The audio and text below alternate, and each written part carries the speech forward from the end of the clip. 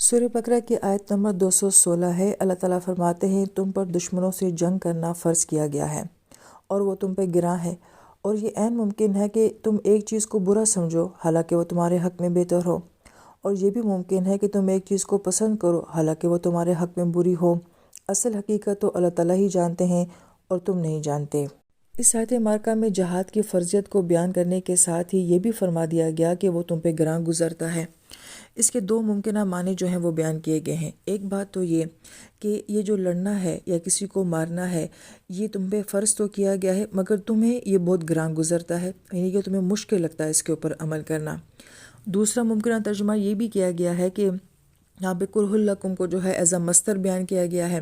کہ یہ لڑنا اللہ تعالیٰ کے نزدیک جو ہے وہ اچھا نہیں ہے، یعنی کہ تمہارے لیے یہ لڑنا، اپنوں کو مارنا، یہ اللہ پاک کے نزدیک تمہارے لیے اچھا نہیں ہے۔ ان دونوں وضاحتوں کے بعد جو ہمارے ذہن میں سوال آتا ہے وہ یہ کہ اگر تو جہاد کا کرنا انسان کو مشکل لگتا ہے تو یہ چیز فرض ہے، اور کوئی فرض جو ہے وہ کسی مومن کو مشکل کیسے لگ سکتا ہے یا گراں کیسے گزر سکتا ہے۔ اگر دوسرا والا معنی لیا جائے کہ اللہ تعالیٰ نے مسلمان کے لیے یہ لڑنا اور یہ مارنا پسند نہیں کیا ہے، تو جس چیز کو اللہ تعالیٰ نے پسند نہیں کیا ہے اس کو ہم پہ فرض کیسے کر دیا ہے۔ اس بات کو علماء کرام نے جو بیان کیا ہے وہ یہ کہ بہت ساری چیزیں ایسی ہوتی ہیں کہ جو ہمیں بہت اچھی لگتی ہیں۔ مثلاً قتال سے متعلق یہ ہمیں شہادت تو بہت اچھی لگتی ہے، ہم میں سے ہر کوئی شہید ہونا چاہتا ہے ان تمام فضائل کی وجہ سے جو کہ ہم شہید کے بارے میں پڑھتے ہیں، اس کی جنت کے بارے میں پڑھتے ہیں۔ تو شہادت کی موت تو ہم میں سے سب کو اچھی لگتی ہے، مگر یہ موت دشمن سے لڑے بغیر نہیں آ سکتی، ظالم کو مارے بغیر نہیں آ سکتی، میدان جنگ میں جان دیے بغیر نہیں آ سکتی ہے۔ تو ہو سکتا ہے کہ جو چیز ہمیں بظاہر کرنا بہت مشکل لگ رہی ہے وہ اپنے انجام کے لحاظ سے بہت خوبصورت اور اچھی ہوتی ہے۔ تو کسی کام کا کرنا جو ہے ابتداءً آپ کو مشکل لگ سکتا ہے، لیکن اس کا انجام اتنا خوبصورت ہوتا ہے کہ ہم اس مشکل کو قبول کر لیتے ہیں۔ اور پھر اللہ تعالیٰ نے جو ہمیں دین دیا ہے، اس دین کا مزاج ایسا نہیں ہے جو کہ لڑنے لڑانے والا یا مرنے یا مارنے والا ہو، لیکن اللہ تعالیٰ نے اس کو ہم پہ فرض کیوں کر دیا ہے؟ اس لیے کہ یہ عمل اللہ تعالیٰ کے لیے نہیں ہے، یہ دنیا میں اللہ تعالیٰ کی مخلوق کو ظلم سے بچانے کے لیے کیا گیا ہے کہ اگر ایسا نہ کیا جائے، جیسے جسم کا ایک حصہ جب اس کو کینسر ہو جاتا ہے تو ہوتا تو وہ جسم کا حصہ ہی ہے، مگر اگر اس کو نہ کاٹا جائے اور ڈاکٹر جو ہے وہ مریض کے اوپر ترس کھائے تو پھر کیا ہوگا؟ ظاہر بات ہے کہ مریض مر جائے گا۔ تو یہی معاملہ ہے انسانی معاشرے کا بھی کہ کچھ ظلم یا کچھ لوگ ایسے ہوتے ہیں یا سسٹم ایسے ہوتے ہیں جو معاشرے کو ناسور کی طرح کھا رہے ہوتے ہیں۔ تو جب تک جہاد نہیں کیا جائے گا، اس ناسور کو کاٹا نہیں جائے گا تو پورا معاشرہ تباہ ہو جائے گا۔ تو گویا کہ باقی سارے معاشرے کو بچانے کے لیے یہ ایک نظام دیا گیا کہ ظلم کو جہاد کے ذریعے ختم کیا جائے گا۔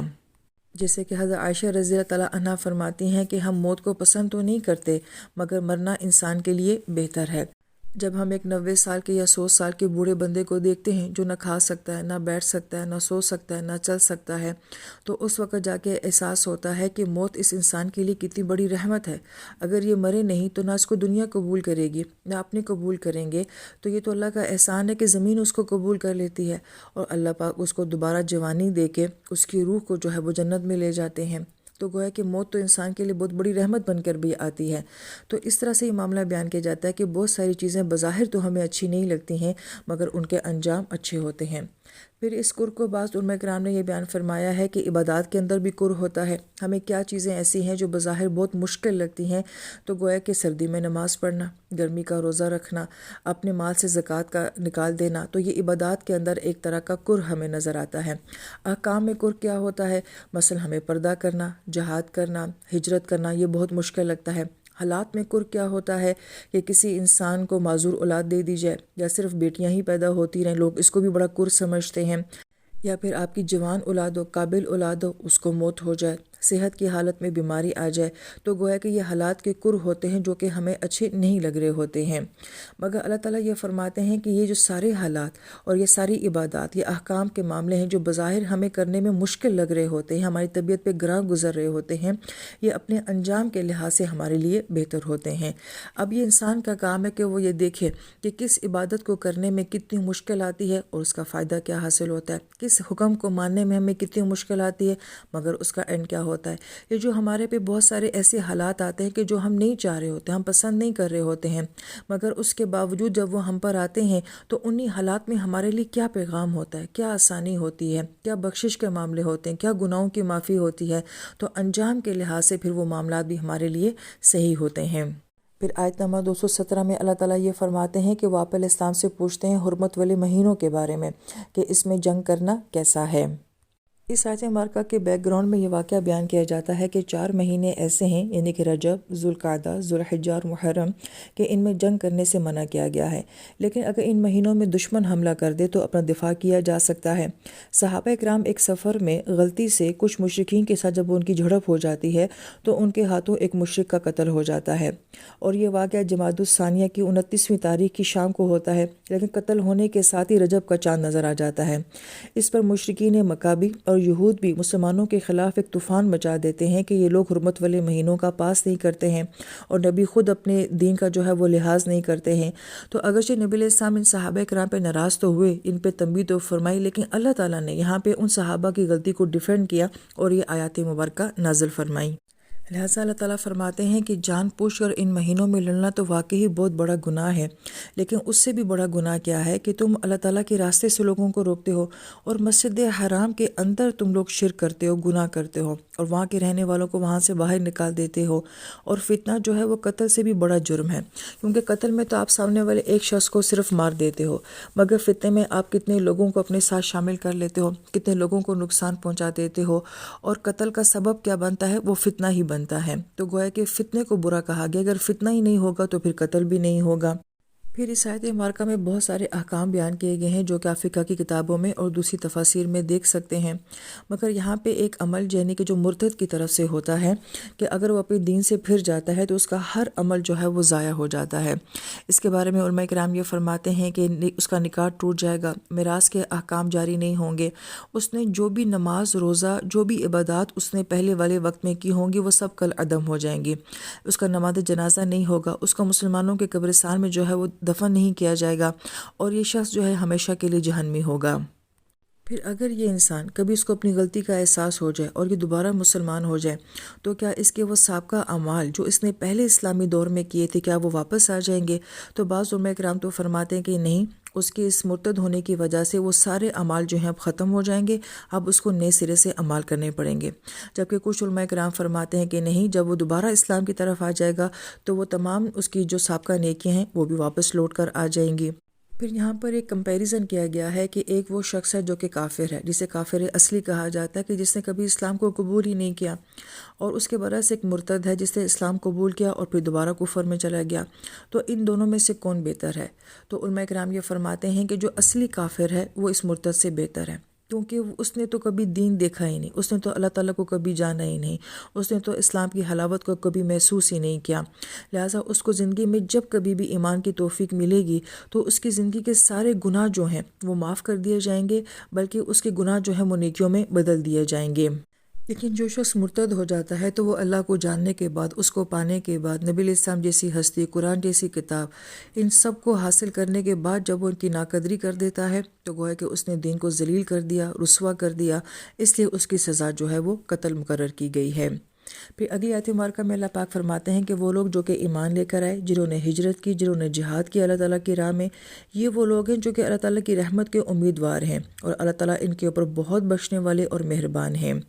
اب اس آیت مبارکہ میں پہلے ایمان کی بات کی گئی ہے، ایمان لانے کے بعد پھر جو ہے وہ ہجرت کی بات کی گئی اور جہاد کی بات کی گئی ہے۔ پھر آیت مبارکہ پہ اگر غور کیا جائے کہ کیا صحابہ کرام کا ایمان لانا کوئی آسان معاملہ تھا؟ بڑی اہم بات ہمارے بڑوں نے کہی کہ اگر ہمیں زندگی میں یہ پتہ چل جائے کوئی ایک انسان ہم سے دشمنی کر رہا ہے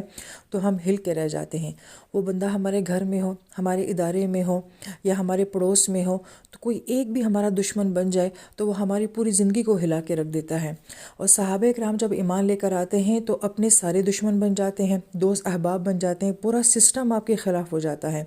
اور وہ پھر بھی اس سارے سسٹم پہ ٹکرا جاتے ہیں۔ تو ایک وقت میں اتنے لوگوں کی دشمنی کو قبول کر دینا جو آپ کی زندگی میں ہلچل مچا رہے ہوں، تو یہ ایمان لانا کوئی آسان معاملہ تو نہیں تھا۔ پھر اس کے بعد ہجرت کرنا، تو صحابہ کرام نے صرف اس بات سے نہیں ہجرت کی تھی کہ انہوں نے اپنا شہر چھوڑ دیا تھا، اپنا گھر چھوڑ دیا تھا، انہوں نے اپنے مزاج کے خلاف بھی ہجرت کی تھی، اپنی عادات کے خلاف بھی ہجرت کی تھی۔ گویا کہ ان کی ایک نئی زندگی شروع ہو رہی تھی، اور اس نئی زندگی میں ہر روز ایک نیا حکم آ رہا تھا، ایک نئے عمل کی ترغیب دی جا رہی تھی۔ تو گویا کہ اپنا وہ پیدائشی مزاج چھوڑنا، عادات چھوڑنا، اور ساری زندگی کو، طرز عمل کو چھوڑنا اور ہجرت کر جانا، صرف جگہوں سے ہی نہیں بلکہ زندگی کے ہر معاملے میں ہجرت کرنا، اس چیز کو چھوڑ دینا۔ اگر اس گہرائی سے اس آیت مبارکہ کو دیکھا جائے تو پھر ہمیں ان کی ہجرت سمجھ آتی ہے، اور پھر ان کا جہاد کرنا اللہ تعالیٰ کی راہ میں۔ یہ وہ لوگ تھے کہ جنہوں نے اپنوں کو مارا تھا، جنہوں نے جنگیں لڑی تھیں، تو اپنے باپ بیٹوں، اپنے قریبی خونی رشتوں کے خلاف جنگیں لڑی تھی۔ تو ہم پہ تو ان صحابہ کرام کا احسان ہے کہ ہمیں اپنوں سے نہیں لڑنا پڑا، لیکن ان لوگوں کو اپنوں سے لڑنا پڑا۔ آج کا مجاہد جو ہے وہ تو نعرہ لگا کے کافر کے خلاف لڑ سکتا ہے، عیسائی کے خلاف لڑ سکتا ہے، مگر جب یہ صحابہ کرام نعرہ لگا رہے تھے تو سامنے باپ کھڑا تھا، سامنے بیٹا کھڑا تھا، تو یہ ان کا جہاد تھا۔